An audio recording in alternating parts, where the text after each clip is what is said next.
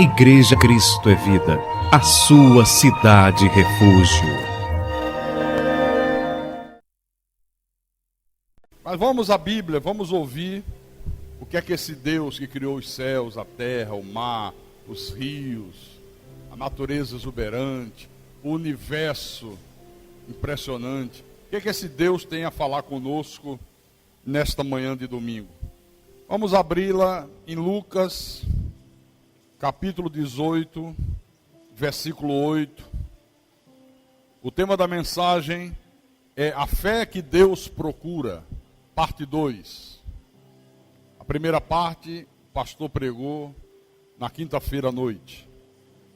Hoje de manhã é a segunda. Jesus, falando sobre a sua vinda, disse: digo-vos que depressa lhes fará justiça. Contudo, quando vier o Filho do Homem, achará porventura fé na terra? Quer dizer que Deus procura encontrar fé. E Jesus, há 2000 anos atrás, já via que a incredulidade era tão grande que ele fez essa pergunta. Quando eu voltar a segunda vez, encontrarei porventura fé nesse mundo? Encontrarei quem creia em mim, quem crê na minha palavra, quem obedeça os meus mandamentos, quem acredite que eu sou o soberano, que eu estou no controle de todas as coisas. Isso há 2000 anos atrás.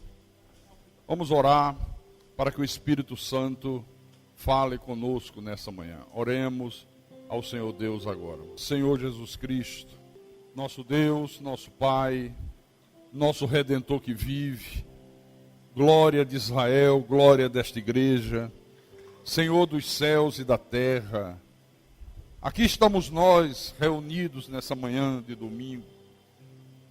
O domingo que é o dia do Senhor, não é o nosso dia. Nós não temos o direito de usar nenhuma hora desse dia em nosso próprio benefício. O Senhor reservou esse dia exclusivamente para o Senhor. O Senhor mandou que nós cessássemos todas as nossas atividades seculares e nos voltássemos somente para as atividades espirituais. E por isso nós levamos tão a sério esse mandamento, Senhor. E queremos nessa manhã de domingo ouvir a tua voz. Porque o apóstolo Paulo disse que há muitos tipos de vozes nesse mundo, nenhuma delas sem sentido. Mas as vozes desse mundo nem sempre são vozes boas. Mas a tua voz, ela sempre traz coisas boas para nossas vidas. É a tua voz que nos orienta, é a tua voz que nos guia, é a tua voz que nos acalma, que nos conforta, é a tua voz que nos fortalece. Então, no meio desses muitos tipos de vozes que há nesse mundo, nós queremos ouvir a tua. A tua já é suficiente para todas as necessidades da nossa vida. Então, fala conosco nessa manhã. Fala com teu povo, fala com a tua igreja, fala com os teus escolhidos, os teus pequeninos, as ovelhas do teu rebanho. Fala a este senhor, a esta senhora, a este rapaz, a esta moça, este jovem. Fala no mais profundo da alma, como um dia o Senhor falou comigo, há mais de 30 anos atrás, e transformou a minha vida, e me tirou das trevas para a tua maravilhosa luz, e me fez um servo do Senhor. Usa-me nessa manhã como teu servo, como teu pastor, dá-me a inspiração, a sabedoria, para que eu possa proclamar a tua palavra com verdade. E que tudo que for proclamado desse altar, que seja para a tua honra, para a tua glória, para o teu louvor, que seja para o crescimento espiritual dessas pessoas que o Senhor, com mãos de amor e misericórdia, trouxe a esse santuário nesta manhã. Eu te peço em nome de Jesus, porque a minha suficiência vem de ti, ó Deus.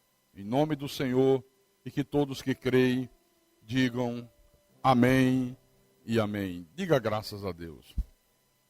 Então, Jesus disse: quando vier o Filho do Homem, achará porventura fé na terra? Quer dizer que Deus está procurando achar fé nessa terra. Só que a fé que Jesus procura não é uma fé só de palavras, não é uma fé da boca para fora, não é uma fé posta em objetos, em ídolos, não é uma fé que você coloca num falso evangelho, não é uma fé espúria. A fé de Deus, a fé que o Senhor Jesus procura, é a fé dos eleitos, é a fé que é posta na palavra, que é posta nas promessas, que é posta no poder sobrenatural de Deus, sendo que esta fé aqui só pode ser vista através das nossas atitudes. A fé é subjetiva, né? A fé não é uma coisa concreta. Aqui está uma Bíblia. Eu vejo a Bíblia, eu pego na Bíblia, mas a fé, não. Como é que Jesus vai ver a fé? Como é que ele vê a fé? Quando um paralítico foi levado até Jesus numa maca e 4 amigos o conduziram, chegando na casa onde Jesus se encontrava, eles não puderam entrar, porque havia uma multidão muito grande, eles não desistiram, eles deram a volta, colocaram o paralítico em cima do telhado, abriram um buraco no cômodo onde Jesus se encontrava, amarraram aquela maca com cordas e desceram o paralítico. E o texto diz que Jesus, vendo-lhes a fé, quer dizer, ele viu a fé. O Senhor vê a minha fé, vê a tua fé através das nossas atitudes. Amém? Então, a verdadeira fé, ela leva você a fazer coisas que a maioria das pessoas não fazem.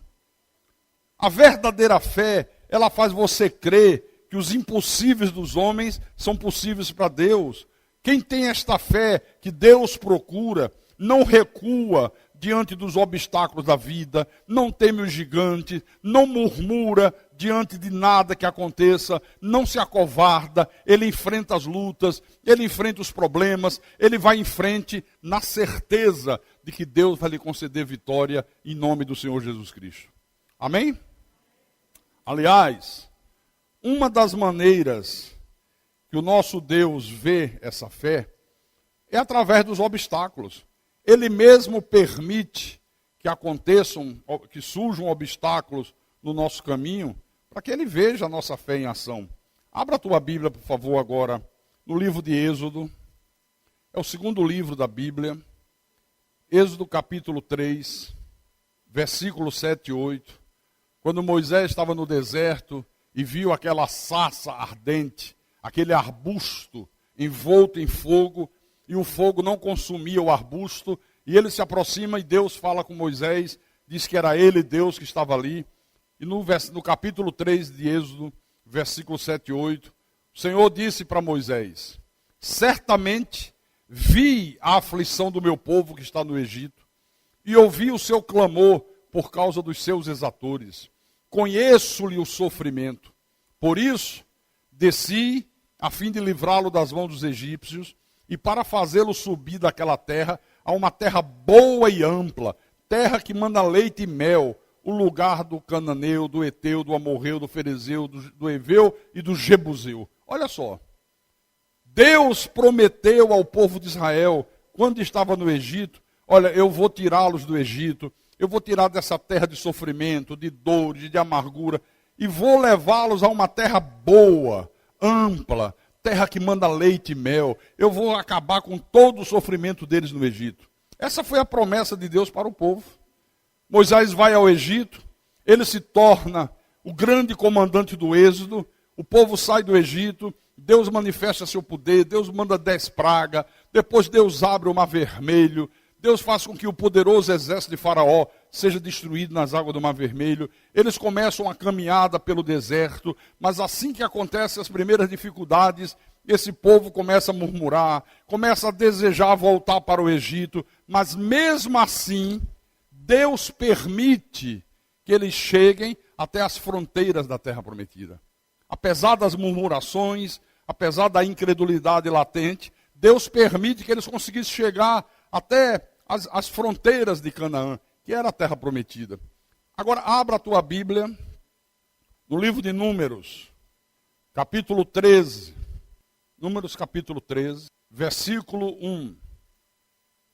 Agora eles estão na fronteira de Canaã. A terra prometida, a terra que Deus disse, olha, é maravilhosa, mana leite e mel, vai ser uma bênção para a vida de vocês. Então diz assim, disse o Senhor a Moisés, envia homens que espiem a terra de Canaã, que eu hei de dar aos filhos de Israel.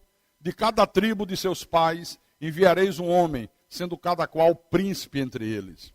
No versículo 17, enviou-os, pois, Moisés a espiar a terra de Canaã e disse-lhes, subi ao Neguebe e penetrai nas montanhas, vede a terra, que tal ela é, o povo que nela habita, se é forte, se é fraco, se são poucos, se são muitos, e qual é a terra em que habita, se é boa, se é má, e que tais são as cidades em que habita, se em arraiais, se em fortaleza. Também qual é a terra, se é fértil, se é estéril, se nela há matas ou não. Tende ânimo e trazei do fruto da terra. Eram aqueles dias os dias das primícias das uvas.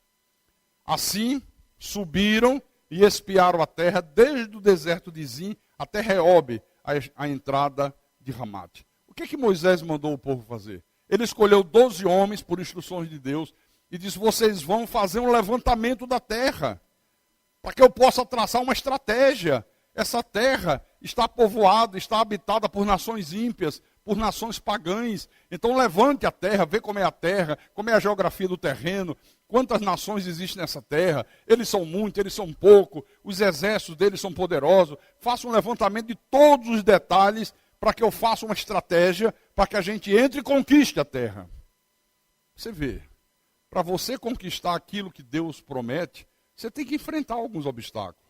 Deus não podia dizimar todas as nações ímpias que estavam em Canaã. Podia ou não podia? Podia. Mas Deus permite que surjam obstáculos para ver se a fé que nós dizemos ter em Deus é uma fé verdadeira ou se é uma fé falsa. Então eles foram. Aí no versículo 25, diz assim, ao final de 40 dias, voltaram de espiar a terra. Passaram 40 dias fazendo um levantamento da terra. 12 homens, 12 espias, 12 espiões. Aí caminharam e vieram até Moisés e Arão e a toda a congregação dos filhos de Israel no deserto de Parã, a Cádiz. Deram-lhe conta a eles e a toda a congregação e mostraram-lhes o fruto da terra. Relataram a Moisés e disseram, fomos à terra a que nos enviaste, e verdadeiramente mana leite e mel. Esse é o fruto dela. Você vê, já começa aqui o primeiro sintoma de incredulidade. Olha, Moisés, nós fomos, fizemos o levantamento. Não é que ela é boa mesmo, não é que mana leite e mel. E por acaso Deus ia mentir? E por acaso Deus ia prometer uma coisa que não fosse verdade? Olha, verdadeiramente mana leite e mel. Quer dizer que eles tinham dúvidas. Quer dizer que não tinham certeza daquilo que Deus havia prometido. Bom, versículo 28. Segundo sintoma de incredulidade. O povo, porém, que habita nessa terra é poderoso. E as cidades, muito grandes e fortificadas, também vimos ali os filhos de Anak. Os amalequitas habitam na terra do Neguebe, os heteus, os jebuseus, os amorreus habitam na montanha, os cananeus habitam ao pé do mar e pela ribeira do Jordão. Deixa eu falar uma coisa aqui. Porém, a terra é boa, a terra é maravilhosa. Olha, não é que Deus falou a verdade, porém, o povo que habita ali é poderoso. Você já viu pessoas dizerem assim, olha, a oportunidade é muito boa, porém, a concorrência é grande.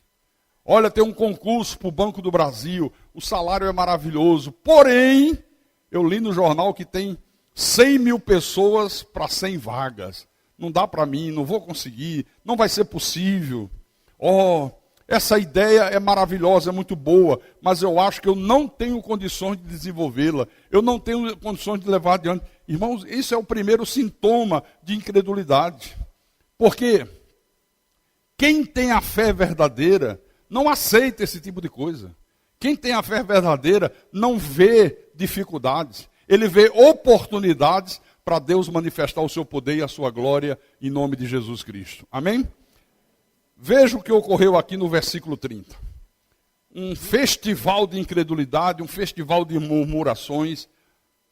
Então o versículo 30 diz: então Calebe, que era um dos espias, fez calar o povo perante Moisés e disse: epa, subamos e possuamos a terra, porque certamente prevaleceremos contra ela. Olha a diferença de atitude.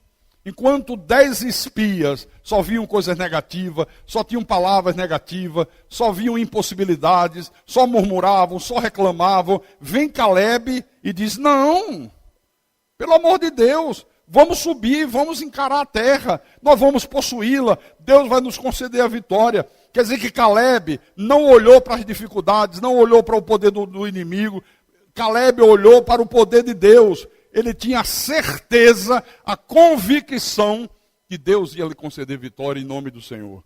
Amém? Mas você sabe, irmãos, quem não tem a fé dos eleitos, sempre procura uma desculpa para justificar a sua incredulidade. A pessoa que não crê em Deus, mas diz que crê, ela sempre procura arranjar um jeito. Ela sempre tem uma desculpa, por mais esfarrapada que seja, para justificar que ela não crê. Por isso eu digo sempre aqui na igreja, o nosso Deus não aceita desculpa. Quem crê não dá desculpa. Quem crê toma atitudes, enfrenta a luta, o inimigo, a barreira, a dificuldade, na certeza de que Deus vai lhe conceder vitória em nome de Jesus Cristo. Amém? Não dá desculpas.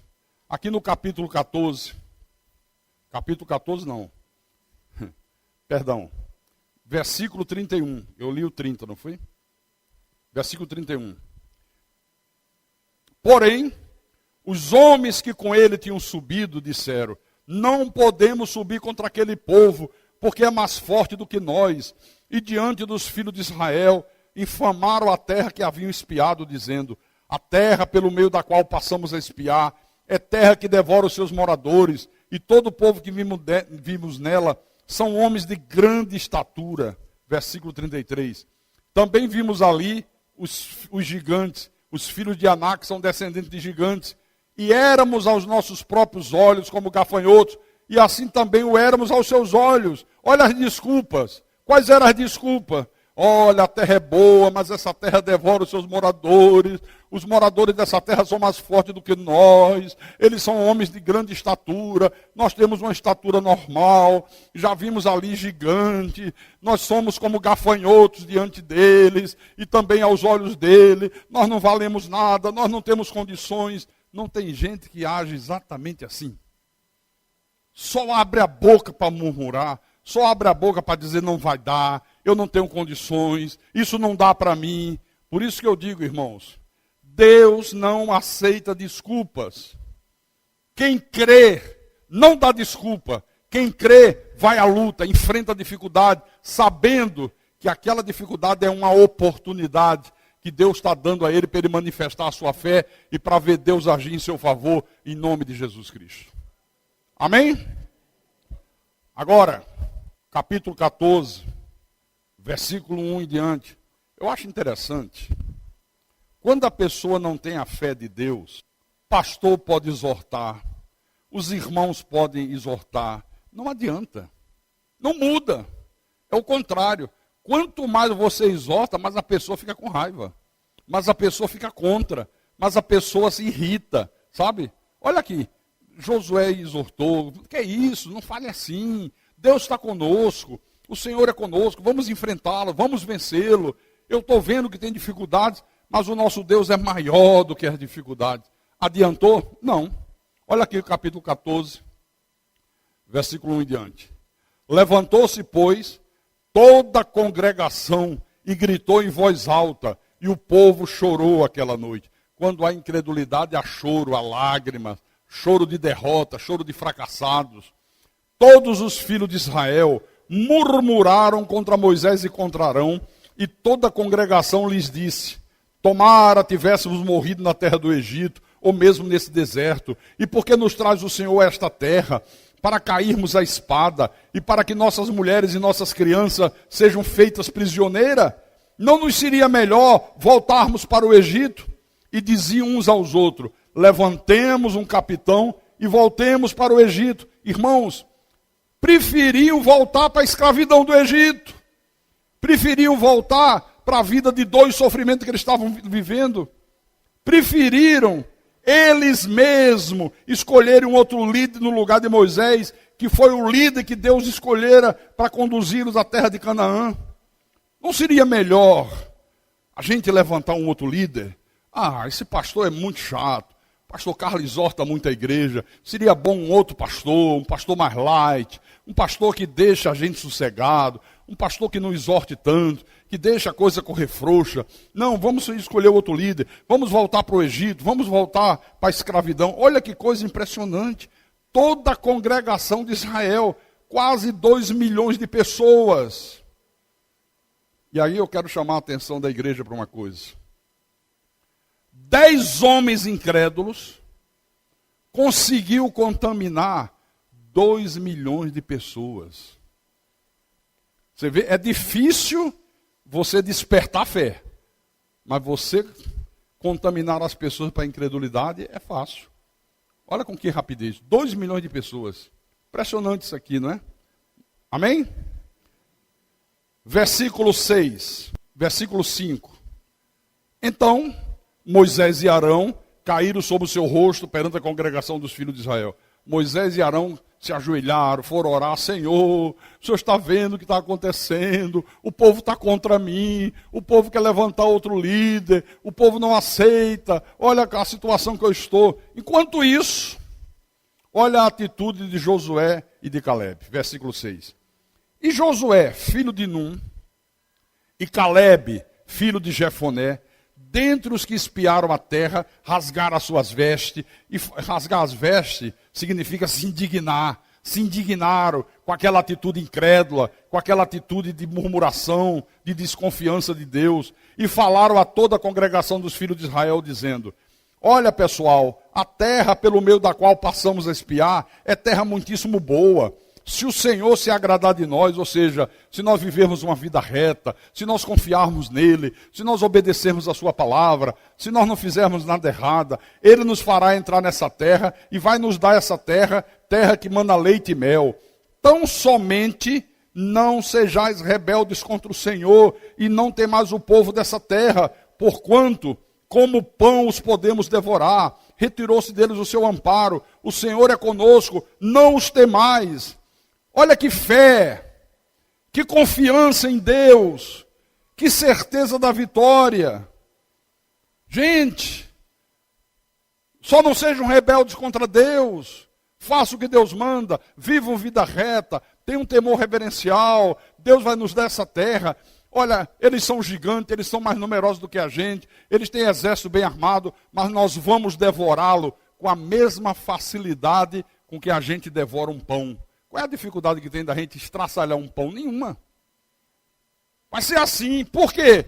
Porque retirou-se deles o seu amparo. Eles não têm o amparo de Deus. Nós temos. O Senhor é por nós. E se Deus é por nós, quem será contra nós? Aleluia. Se Deus é por nós, quem será contra nós? Ninguém. Ninguém. Mas, se a pessoa tem um coração de credulidade, por mais que se exorte, ela não muda nunca. Não muda.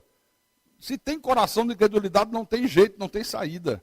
No versículo 10, depois de tanta exortação, depois de um exemplo de confiança em Deus absoluta, olha o que diz o versículo 10. Apesar disso, toda a congregação disse que os apedrejassem. Porém, a glória do Senhor apareceu na tenda da congregação a todos os filhos de Israel. E disse o Senhor a Moisés: até quando me provocará este povo? E até quando não crerá em mim, a despeito de todos os sinais que fiz no meio deles? Olha, sabe o que a multidão fez? Pega a pedra, apedreja Calebe, apedreja Josué, apedreja, olha as bobagens que eles estão falando, não está vendo que isso não tem lógica, não está vendo que isso não vai dar certo, não está vendo que nós vamos perder, olha, Deus não vai agir como eles estão dizendo que vai agir, apedreja. Quiseram apedrejar Josué e Calebe. Deus diz: Moisés, até quando eu vou ser provocado por esse povo? Até quando eles vão continuar sem crer em mim? Apesar de todos os sinais que eu já fiz água jorrar da pedra, já enviei o maná dos céus, já abri o mar vermelho, já enviei praga sobre o Egito. Olha, apesar de tudo isso, eles ainda continuam incrédulos. Tem gente que é assim, irmãos. Tem um coração de incredulidade.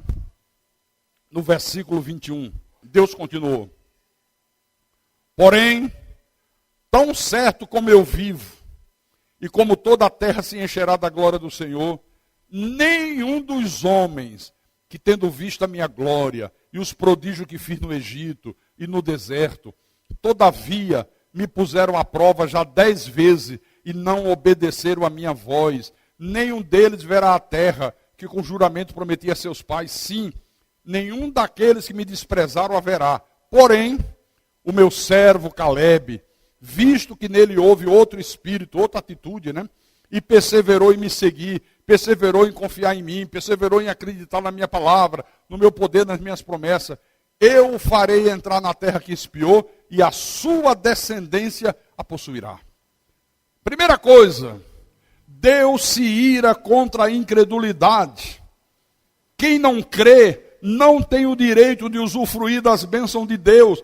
Por isso que você vê tanta gente dentro das igrejas, Bíblia debaixo do braço, gente que batiza em água, gente que faz jejum, gente que faz tanta coisa e a vida é uma desgraça. Não consegue vencer, não consegue ver os seus sonhos realizados, porque tem um coração de incredulidade. Deus não torna possível a vitória na vida de quem é incrédulo. Agora Deus fica tão irado que ele diz: olha, Moisés, só vão entrar na terra os filhos desse povo aí.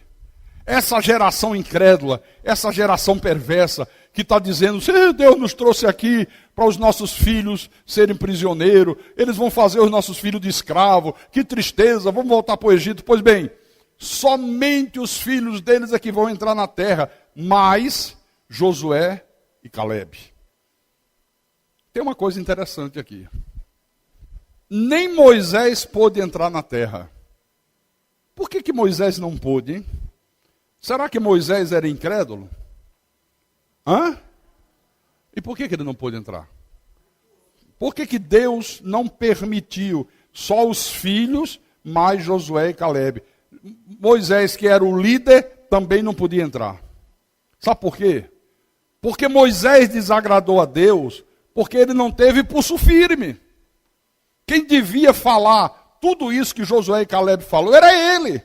Quem devia enfrentar a multidão e dizer: que é isso, gente? Que falta de confiança em Deus é essa? Que incredulidade é essa? Moisés ficou calado, ele era o líder. Mas quem toma atitudes de fé é Josué e Calebe. Quem toma atitudes de líder, Josué e Calebe. Por isso que eu não abro mão da minha posição de líder, meu irmão. Quem quiser gostar, gostou. Quem não quiser gostar, coma menos. Eu não deixo pegar na minha munheca. Eu não deixo de tomar atitude. Quando eu vejo coisa errada, quando eu vejo fraqueza, quando eu vejo atitude de incredulidade, eu chego junto. Opa, você crê ou não crê, rapaz? Você obedece ou não obedece? Você é de Deus ou você é do diabo? Você é um cristão de verdade ou você é um falso cristão? Você é uma ovelha ou você é o joio no meio do trigo? É a minha atitude de líder. Porque se não tomar uma atitude de líder, olha, a vaca vai para o brejo com bezerro e tudo. Olha aqui. Deus disse: olha, só vai herdar a terra os filhos dessa geração. Mais Josué e Calebe. Eles ficaram 40 anos no deserto, sem Deus permitir que eles entrassem na terra.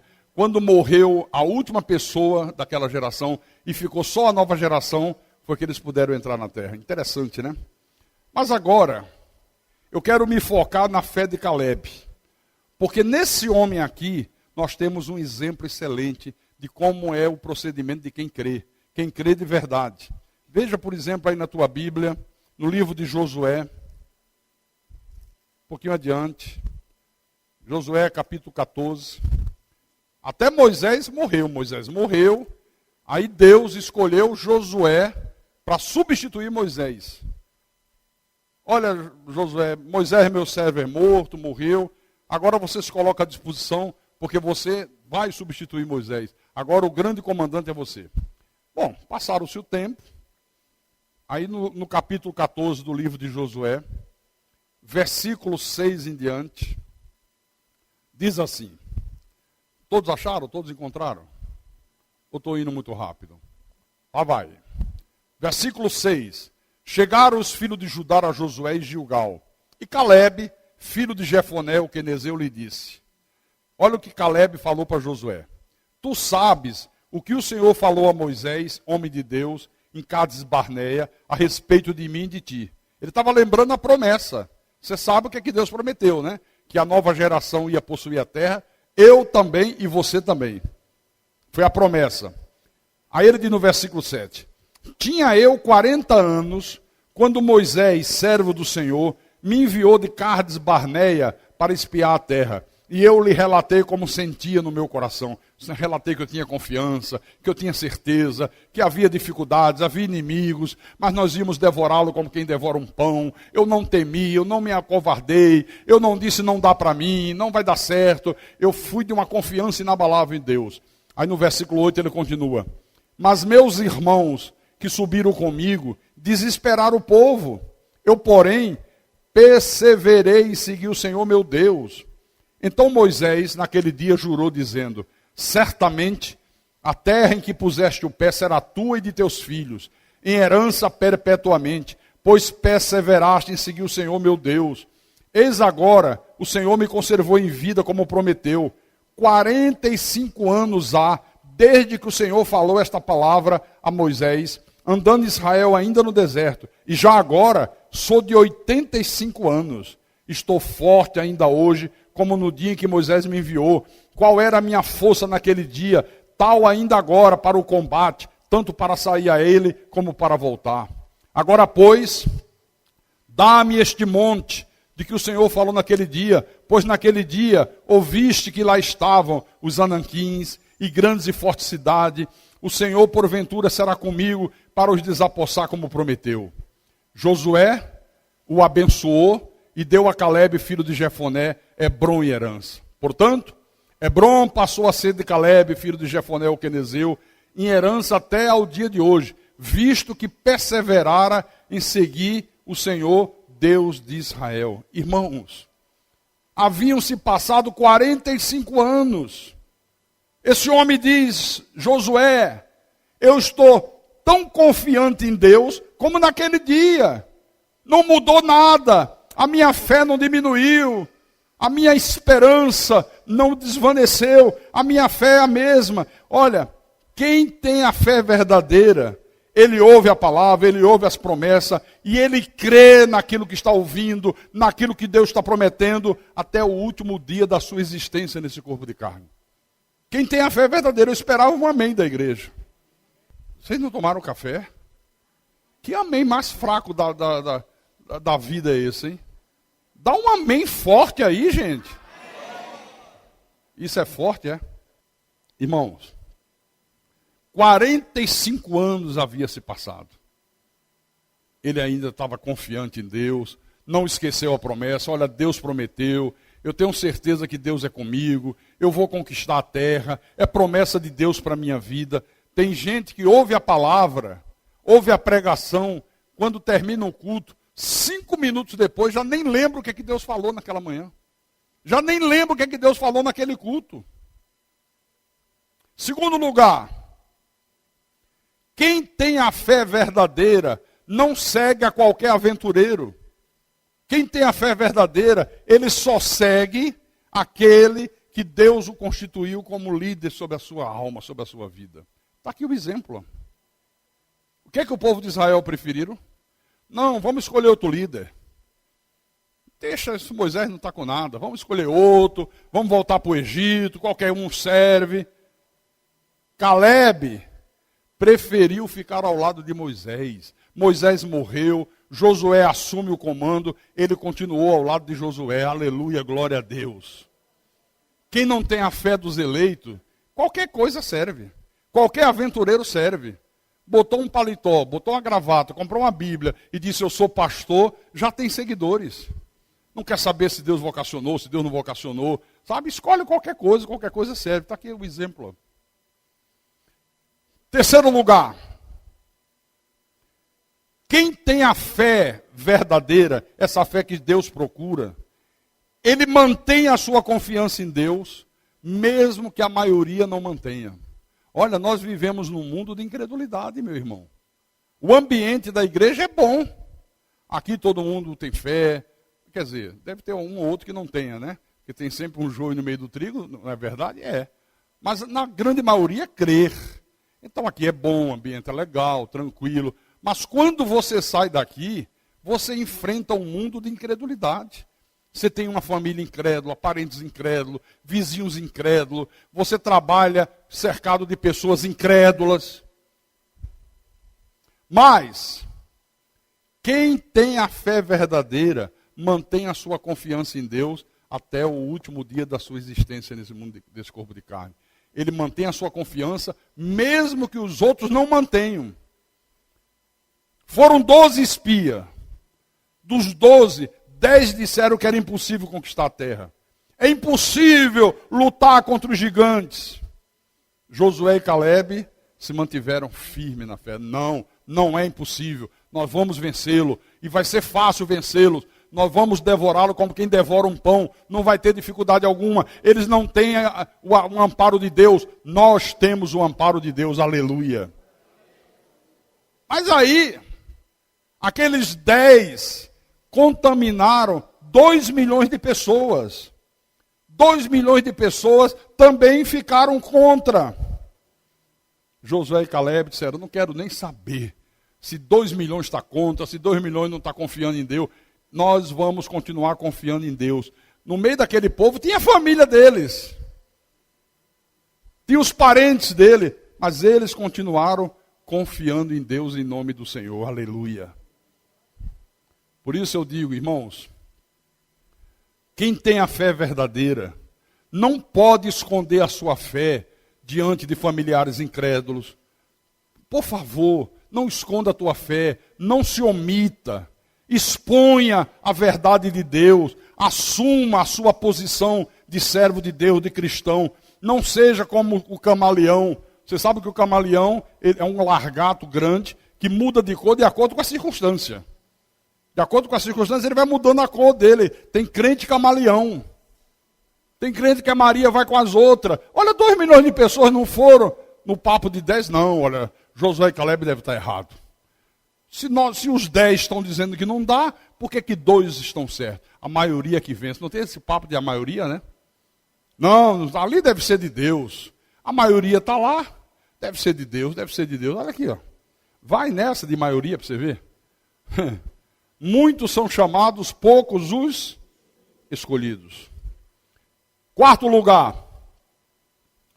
Quem tem a fé verdadeira, ele sabe, ele tem consciência que ele é totalmente dependente de Deus. Ele sabe que não depende da sua força, não depende da sua capacidade, ele não depende do seu dinheiro, ele não depende da influência de político, ele depende de Deus. Sabe o que é que Jesus falou? Abra no livro de João, Mateus, Marcos, Lucas, João, capítulo 15. João capítulo 15, versículo 5. Encontraram? Livro de João, capítulo 15, versículo 5. O Senhor Jesus disse assim: eu sou a videira, vós os ramos. Quem permanece em mim e eu nele, esse dá muito fruto, porque sem mim nada podeis fazer. Olha, toda pessoa que tem consciência da sua total dependência de Deus, ela crê que Deus está no controle de tudo, ela acredita que não cai um fio de cabelo da sua cabeça sem que Deus diga caia, ela crê que nada acontece à revelia de Deus. Irmãos, nada acontece nesse mundo sem que seja Deus fazendo ou Deus permitindo que alguém faça. Deus está no controle de todas as coisas em nome de Jesus Cristo. Eu creio obstinadamente disso. Eu sou totalmente dependente de Deus. Eu sou dependente de Deus. Eu não tenho medo de nada, porque o Senhor Jesus disse, olha, não cai uma folha da árvore sem que Deus diga, caia. Então, tudo que acontece na minha vida, quer sejam as coisas boas, quer sejam as coisas ruins, acontece porque Deus está permitindo e Deus está no controle daquela situação. Então por que eu vou temer? Eu vou esperar em Deus, vou confiar em Deus. Amém? Quinto lugar, toda pessoa que tem a fé verdadeira, essa fé que Jesus procura, ela é uma pessoa cheia de esperança. Cheia de esperança. Caleb era um homem cheio de esperança. Ele não sabia como é que Deus ia fazer, em que dia Deus ia fazer, em que circunstância Deus ia fazer, mas ele tinha certeza de que Deus faria. Olha, eu não sei como é que vai ser, eu não sei como é que Deus vai agir, eu não sei que dia Deus vai se manifestar para a gente derrotar esse povo, eu não sei como é que o mais fraco vai vencer o mais forte, mas uma coisa eu sei, Deus vai fazer, aleluia, glória a Deus, cheio de esperança, cheio de esperança. Na epístola de Paulo aos Hebreus, vamos lá em Hebreus, no capítulo 10, olha o que diz aqui a palavra. Capítulo 10 de Hebreus, versículo 35 e 36. Não abandoneis, portanto, os vossos jejuns. Hã? É isso que está escrito na Bíblia? Não. Não abandoneis, portanto, a vossa confiança. Jejum não serve para nada. Jejum era dos judeus, era um rudimento judaico, era da velha aliança, era da lei. Nós não somos uma igreja de origem judaica. Nós não somos um subproduto do judaísmo enfermo. Então, não abandoneis, portanto, a vossa confiança. Ela tem grande galardão. Com efeito, tendes necessidade de perseverança, para que, havendo feito a vontade de Deus, alcanceis a promessa. Confiança, perseverança, fazer a vontade de Deus, aí você alcança a promessa. Aleluia. As pessoas não querem ter confiança, não querem ter perseverança e não querem fazer o que Deus manda, mas querem alcançar a promessa. Não pode, irmãos. É impossível. Por isso que você vê tanta gente vivendo uma vida de carência, de necessidade. A pessoa está dentro de uma igreja, tem uma Bíblia, ela diz que crê em Jesus, porque ela acha que crê em Jesus, é só dizer eu creio em Jesus. Não, crer em Jesus é obediência. Crer em Jesus é obediência, é atitudes, não é dizer eu creio em Jesus. Então, às vezes, a pessoa está dentro da igreja, mas o casamento está em crise, e não vê Deus se manifestar no casamento. Filhos problemáticos, Deus não age nos filhos. Vida financeira fracassada, cheia de sonhos, cheia de planos, nunca vê os seus sonhos se tornarem realidade. Ora, o que se passa? Cadê Deus? Deus está aí. Mas a fórmula para que você veja Deus cumprir as promessas é essa aqui, ó. Para que você alcance a promessa. Não abandoneis, portanto, a vossa confiança.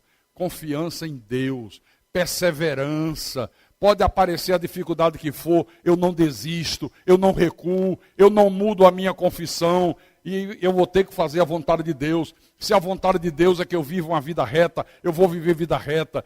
Que eu, como marido, tenho que amar minha esposa, eu vou amar minha esposa. Como esposa, tem que ser submissa ao marido, vou ser submissa ao marido, vou ser um bom filho. Se a vontade de Deus é que eu não deixe de congregar, eu não vou deixar de congregar nem que a vaca tussa. Terça-feira à noite eu estou no culto, quinta-feira à noite eu estou no culto, domingo de manhã é o dia do Senhor. Eu saio da igreja domingo de manhã, volto domingo à noite, porque eu tenho consciência que eu tenho que fazer a vontade de Deus para que eu alcance a promessa. Não leve a mal a pergunta que eu vou fazer. Você tem feito a vontade de Deus? Você tem feito a vontade de Deus? Você tem mantido uma confiança inabalável em Deus? Quando surgem problemas, você ergue a cabeça e diz, tranquilo, daqui a pouco Deus dá a solução. Ah, mas tornou mais difícil ainda. Não tem problema, não vou desistir, porque Deus não falha. Eu tenho certeza de que na hora certa, no tempo de Deus, Deus vai agir.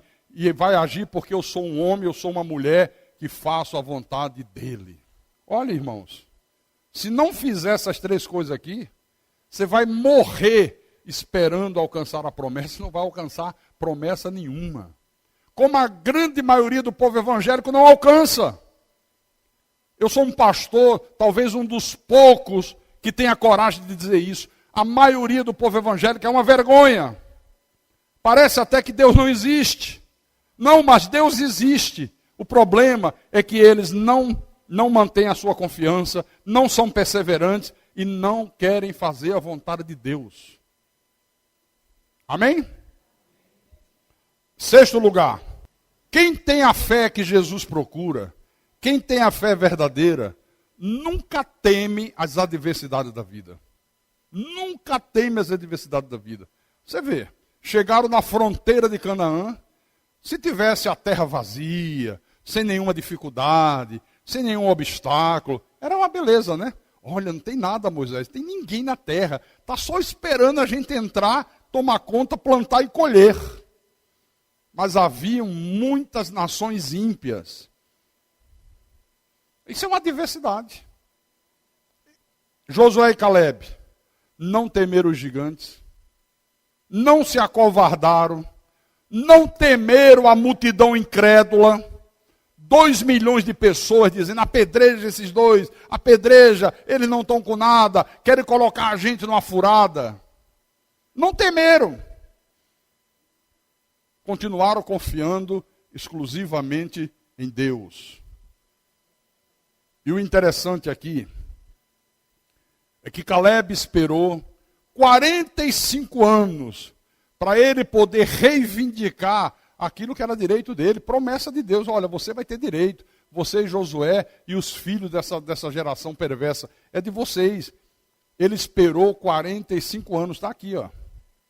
Não se precipitou, esperou chegar o tempo de Deus e na hora certa conquistou Hebrom.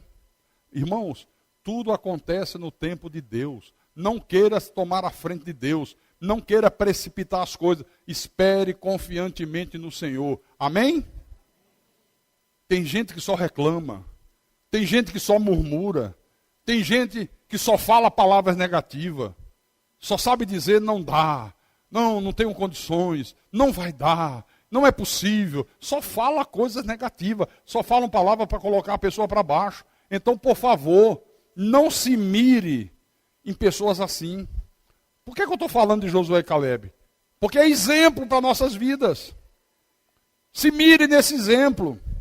Para de reclamar. Para de abrir a boca e dizer eu não posso. Para de ficar acomodado. Para de dizer, está difícil. Está difícil coisa nenhuma. Para Deus não haverá impossíveis em todas as suas promessas. Aleluia. Ou haverá. O profeta Isaías, usado por Deus, falou uma coisa aqui que eu acho maravilhosa. Abra no capítulo 40 de Isaías. Vamos lá. Capítulo 40, versículo 31. Isaías, capítulo 40, versículo 31. Vamos ler o 30 também. Deus falou assim através do profeta. Os jovens se cansam e se fatigam, e os moços de exaustos caem. Mas os que esperam no Senhor renovam as suas forças, sobem com asas como águias, correm e não se cansam, caminham e não se fatigam. Sabe o que ele está dizendo aqui? Que quem confia em Deus, ele comparou a águia. Não sei se você já leu alguma coisa sobre a águia, mas a águia é diferente de todos os outros pássaros que existem.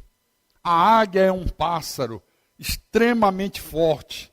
Ela voa numa velocidade de mais de 100 km por hora. Ela é capaz de estar nas maiores alturas, dar um voo rasante, pegar uma presa que pesa mais do que ela e ainda tem força para voltar para o alto da montanha. É impressionante.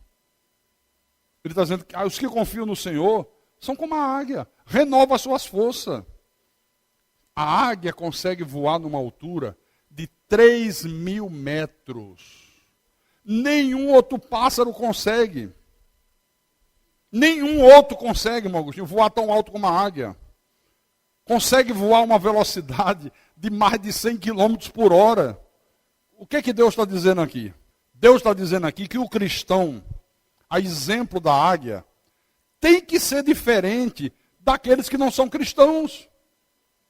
Deus está dizendo aqui que o cristão tem que ser mais forte do que os outros, tem que ser mais valente do que quem não é cristão, tem que ser mais determinado, tem que ser mais confiante, tem que ser mais arrojado, tem que ser mais lutador, mas via de regra o que é que a gente vê? A pessoa se dizendo cristão, se dizendo cheio de fé, aí você vê um cara que é ímpio, tem mais disposição do que ela. É mais arrojado do que o que diz que tem fé. Não pode. Um homem de 85 anos, como Caleb, ainda produtivo, forte, cheio de disposição, cheio de ânimo, pronto para encarar a luta da vida, com 85 anos. Tem gente que quando chega em 30, já está dizendo, já cheguei nos 30, né? Já estou ficando tão cansado, estou doido para me aposentar. 85 anos produtivo, cheio de ânimo, cheio de disposição. Olha aqui o exemplo. Irmãos, tem que haver uma diferença entre quem crê em Deus e quem não crê em Deus, entre quem é cristão e quem não é cristão. Não pode, por exemplo, uma pessoa que é espírita ser mais fiel ao espiritismo do que nós somos fiel ao Senhor Jesus Cristo. O espírita, o centro, o pai de santo diz assim, olha, terça-feira tem que estar no centro. Sexta-feira também. Duvido que não vá.